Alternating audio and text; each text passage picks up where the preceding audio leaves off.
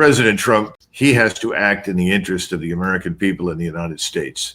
He has to act against the backdrop of a $38 trillion sovereign national debt, against the backdrop of a deteriorating financial system and economy. What he needs to do is call this thing off. I think we already passed that point where you've got to say, look, these troops have all sat around long enough. These ships have floated around long enough. Either you go or you don't. And I think it's a very bad idea to go in there. And if you're concerned about the use of the Venezuelan banks to launder drug money, that's fine. There are ways to deal with that without invading the place. Drop the fiction that it's a big drug hub, though, and that they're shipping all these terrible drugs to us. Get back to business here in the United States. We've had some very positive developments recently that the press doesn't really talk about. You have this Traverse Port City up in Michigan, which had 3.8 tons of illegal drugs, overwhelming amounts of fentanyl from the Sinaloa cartel found in Michigan at the port city. They've arrested the director of the port. They've arrested local police. They've gone in there and cleaned house. That is exactly what needs to happen inside the United States. Then we have some chance of getting out of the mess that we're in with regard to illicit drugs, particularly fentanyl coming into the country. The problem is here at home. He needs to come to terms with that. He needs to reinforce that kind of activity that Homan and Noam and others are part of. That's where we need to focus. Don't waste our time, money, and resources on this intervention in Venezuela. It's just a losing proposition. Now, one of the we didn't cut this part of the video, but from that same Politico interview with Trump that was released this morning, the interviewer pointedly asked him about Venezuela. Are you going to go in there? And he dismissed it and said, well, I'm certainly not going to tell you that. And then she says, well, but what about Maduro? Is there going to be a regime change? And he paused for a second and he just said, his days are numbered. And so, I mean, he wouldn't go into any further. She tried to press him a little bit further. So that was the extent of the exchange. That's all Trump would talk about. But that's the second time he's at least publicly said Maduro's days are numbered, implying that because of the phone calls I've made and all this combat power that's out there, that he's going to do something. Because here's the real problem, and I'd like you to assess the pros and cons of this from Trump's perspective. When he keeps saying things like this and he's got all this combat power out there, if he does as you recommend now, which is to call it off and go back, then he risks looking like a fool. And that Maduro, who has had all these weird, quirky dances and a bunch of other stuff and mocking Trump, can come out, looking good. And I worry that Trump may think, well, I'm not going to let him make a fool of me. So I would rather do something kinetic than just walk away. How do you think it's going to play out? Well, you've made all the right points. And it could be that his ego drives the decision-making process. That's always possible. Too much that goes on in Washington is mortgaged to ego. We're still in Europe and in Northeast Asia 80 years after the end of the Second World War. Why? Is it because we desperately need to be there for strategic reasons vital to the United States? No, absolutely not.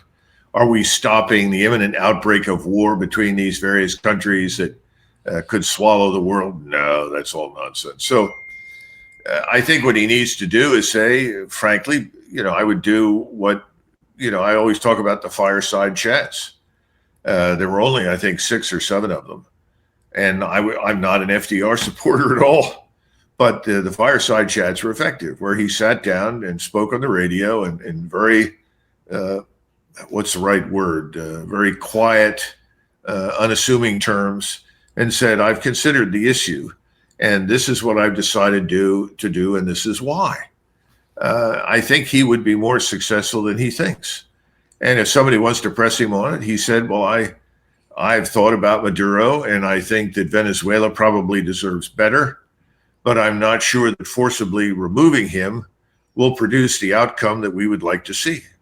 I mean, there are ways to phrase things. And if you say something like that, people are going to pay more attention to you because they're going to say, well, the man's given it some thought. He's changed his mind. So be it.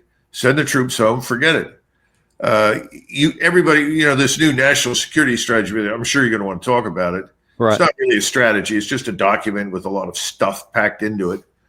But having said that, one of the things that it wants to do is to focus us on the Western Hemisphere. I have no objections. I'm 100% for it. But focusing on the Western Hemisphere doesn't have to involve the invasion of a country the size of Venezuela. Establishing your credentials as a West Hemispheric power doesn't necessitate that. So I'm a little less worried about all that business than perhaps President Trump and his advisors. But I think he'd benefit from simply saying something along the lines that I mentioned. And Maduro, how many Maduros are there out there? There are probably lots of Maduro types. You're not going to change the culture, the political thinking and behavior in that part of the world. So what makes you think the removal of one man is going to make any damn difference? I thought we learned these lessons the hard way in places like Vietnam, Iraq, Afghanistan, Panama, Libya. Just keep adding to the list. I guess we haven't. apparently not. And I do want to go down that path a little bit with the national security strategy, because you and I spoke on the phone briefly last night, and I think we were kind of similar to that. And I wonder if you could kind of share with our audience here that there are a lot of good ideas. You just mentioned a couple of them and concepts that are useful in there, but it's not an actual strategy. And I wonder if you can explain, what is a strategy if it's not just this fancy document with a cool cover on the top? If that's not what this is, what would a strategy actually be? Well, I've actually written a lot on that subject, as you know, and I think we can say certain things about what a strategy. Strategy outlines your strategic interests. It identifies those strategic interests which are most important or vital. Then it talks about the way in which we plan to defend, protect, and secure those interests. This isn't purely military. This is also commercial. I mean, President Trump has embarked on this dramatic tariff campaign, which I think leaves a lot to be desired. But he does understand that there is linkage between what is important economically, commercially, and militarily. So why don't we think about the following? Let's defend America first. That's certainly something which was hinted at in the document. Let's say number one, there are X number of pillars in this national security story. We're going to defend America first. We're going to reserve the use of our military power for the protection of the United States and its vital interests. Most of those are in the Western Hemisphere, but not all of them are. We are not going to commit our military power beyond the Western Hemisphere any longer. We're not going to try and export democracy at gunpoint, okay? How do we secure the country? Well, we have to secure our access to certain things. What are those? We have to have access to the high seas. Everybody does if they're going to trade commercially. Most of trade in the world, almost 90% of it is at sea. We have to protect the atmosphere. We need access to space. Everyone now wants access to space for the reasons that we don't need to go into detail, but it gives you opportunities for communication and trade that would otherwise not exist. Then we need to take some actions with our military establishment because the thing has grown out of all proportion to our needs. I'm not talking about the numbers of soldiers, sailors, airmen, and Marines. We probably have too few of those. These are the people that actually deploy and fight and do something. I'm talking about this enormous overhead, the bloated numbers of generals and bureaucrats. They need to be purged. We need a new unified command plan that reduces the numbers of regional unified commands. We need to preserve our industrial base. We have to identify the specific industrial capacities we need. We have scientific lines of communication that we've got to protect, not just geographic ones. And we have to close down the overseas bases in other people's countries that serve no strategic purpose. And when we modernize our force, it's going to have to be a different force, certainly different from the one we have today, which has its roots in the Second World War and the Cold War. So we need high lethality, low density forces. We can't afford these enormous, expensive industrial age, heavy metal formations and units and naval forces and so forth that we have, that Washington loves to buy. So those are the things that I would have looked for in a national security strategy, Dan. I didn't really see those. What I saw was we need to effectively let Europe decide Europe's future. Of course, we should have gotten out of there in the 1990s. Had we done it intelligently, it would have been a process of Europeanization that would stretch over 4 or 5 years. But that never happened. No one thought in those terms. We were trying to repurpose the NATO alliance to be used against people all over the world. That frankly was never in the interests of the European peoples. So these things all need to be addressed. And I don't disagree with what he's saying about NATO. I thought we should have been out of there many years ago. And the idea that the Europeans will instantly fight with each other, come on, that's just stupid. Europeans are, on the whole, as educated populations, better off than we are. The average European has a much better grasp of the world, I would say, than the average American. Our educational system has really failed us badly. And again, that's another critical aspect of our national strategy. What are you doing for education in the United States? How are you providing a path to employment? What are you preparing people for in the future? I would like to see all of those things wrapped in together as opposed to bits and pieces that sound great. Oh, yeah, well, we got to let the Europeans run their own show. Good, that's great. Next, what else? This was almost a stream of consciousness document. Yeah. But in the end, there was no framework for action. Right, and that's really the one of the bigger issues. But I want to zero in on one of the things you mentioned there, because there was some information out just this morning that I think deserves to be examined, and that is on how we modernize our forces. Now, just kind of as a setup, in the 2000s, when I was still on active duty, I was assigned to the Future Combat Systems, which we've talked about a lot, and a lot of people understand was a complete disaster, et cetera. The concept of was good. Let's modernize the force. We have this period of time to can get it done. If we had done it right, it'd been wonderful. But one of the big problems that we had, and I'll just zero in on this one, was with intelligence. We said, you know what, we're going to have perfect intelligence in the future, so we're designing this force around it, and we're going to have all of these technical capabilities, and we're going to have this interconnected force with communications means. It's going to basically be perfect. And even at the time, I was saying that's never going to happen. If you predicate it on perfection, you're setting us up for going on to a battlefield where we're going to lose one day. Well, I wonder if something similar to that was not announced this morning by the Secretary of Defense, Pete Hegseth, when he made this announcement about what AI is going to do for our combat forces. The future of American warfare is here, and it's spelled AI. As technologies advance, so do our adversaries. But here at the War Department, we are not sitting idly by. Under the leadership of President Trump, America will lead the charge on this technological transformation by revolutionizing the way we win. And that's why today we are unleashing GenAI.mil. This platform puts the world's most powerful frontier AI models, starting with Google Gemini, directly into the hands of every American warrior. Now, of course, you've literally written many books on how to reform and reorganize and transformation under fire, et cetera, the whole force, the construct, the doctrine, and everything else. When I just hear, let's just take the AI and revolution how we win, I get a little nervous about that. What do you think? There's an author, Arthur C. Clarke, and he wrote a short story called Superiority. And it was set in a galaxy far, far away. And there were two planetary systems that were at war with each other. One planetary system brought in some genius scientists and invested virtually everything they had in the super weapon. The other planet didn't have as many super geniuses. They looked at what they had, they improved it, they expanded it, they experimented, but they ultimately went to war with a diversity of capability, not all of which was equal to or even close to what their opponent had. Ultimately, the superweapon goes to war and fails. And the planet that took a more prudent approach ultimately spent less money, was more thoughtful, maximized what was on hand that was ready to go, ultimately wins the war. I think that Secretary Hegseth should read Arthur C. Clarke's Superiority. Now, why is he doing this? That's another issue. Everything in Washington is a money pit.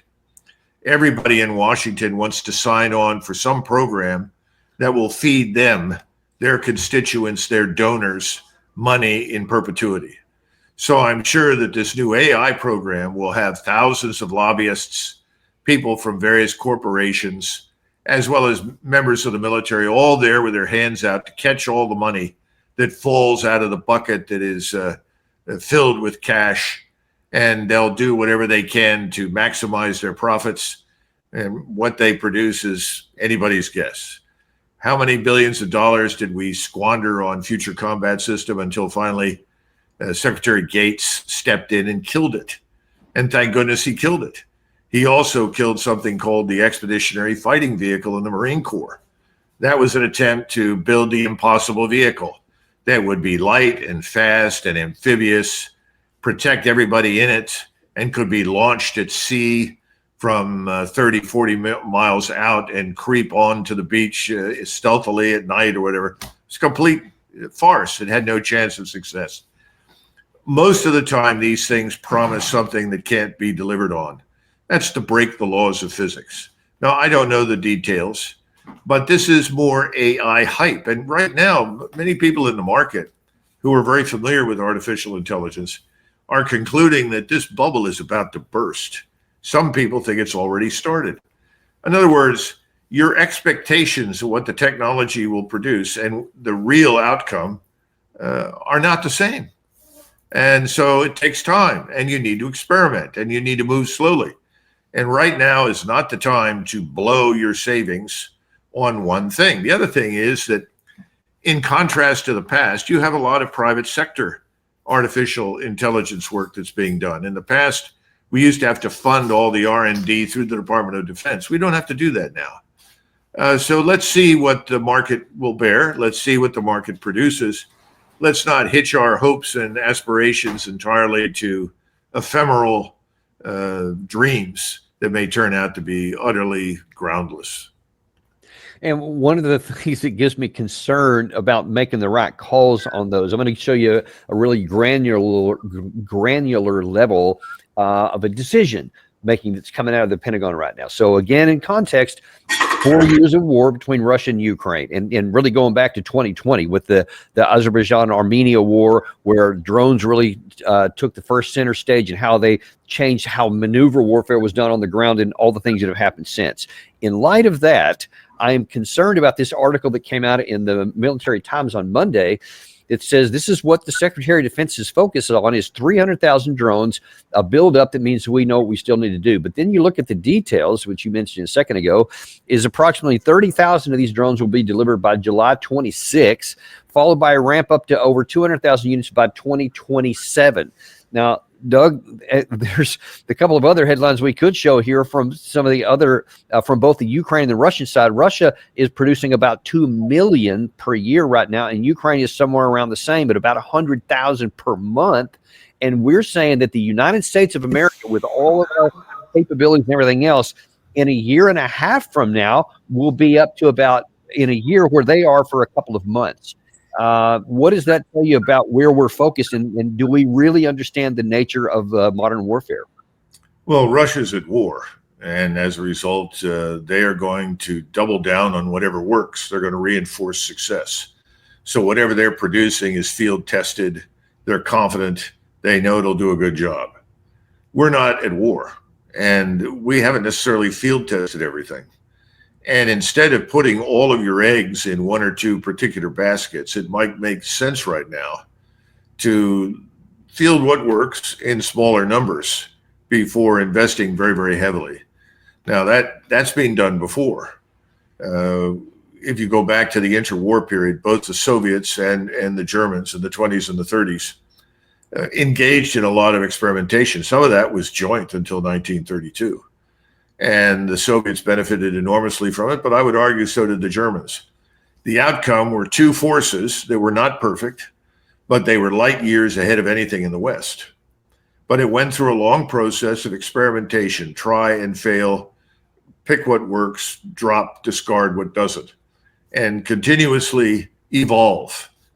That's where we need to be. I'd feel much more comfortable if we did some of this with real soldiers, sailors, airmen, and Marines. You know, I did some work for the Secretary of the Navy, or the Office of the Secretary of the Navy years ago, one of the things that we were told, my partners and I, was that the sailors in the Navy will say, what we really need on board this ship are shotguns. And you go out there, you get the explanation why they need the shotguns. It makes perfect sense. You go back and say, they need shotguns. 5 years later, they get laser pistols that don't work. In other words, the real requirement that was valid is lost in the process, and you get something that the contractor decides is great, that people at high levels are enamored with but don't really understand, and the money and the time and the opportunity are all wasted. So again, we're going to go into a period where you're not going to see $1 trillion plus budgets for defense. That's just not going to happen. Nobody wants to admit that. Nobody wants to admit that we're going to have to cut spending. Our creditors are beginning to walk away from us. If you don't demonstrate any willingness to exercise financial discipline, eventually your creditors don't supply you with anything. We're getting closer to that. So I hope we don't have catastrophic failure. Yeah. It doesn't look good right now. So I think these kinds of statements are probably ill-advised, and we should reel in some of our expectations and take a leaf out of the Soviet and the German playbooks of the 1920s and 30s and do some serious experimentation. Yeah, but we don't want to come out on the wrong side of that calculation, just as France and the UK in May 1930, but May 1940. Sorry, but I'm afraid we have to leave it right there. We actually have another show to do almost right away. So thanks for coming on today, Doug. We really appreciate it. Be sure and like and subscribe if you haven't, and we'll see you in just a few minutes on the next episode of the Daniel Davis Deep Dive.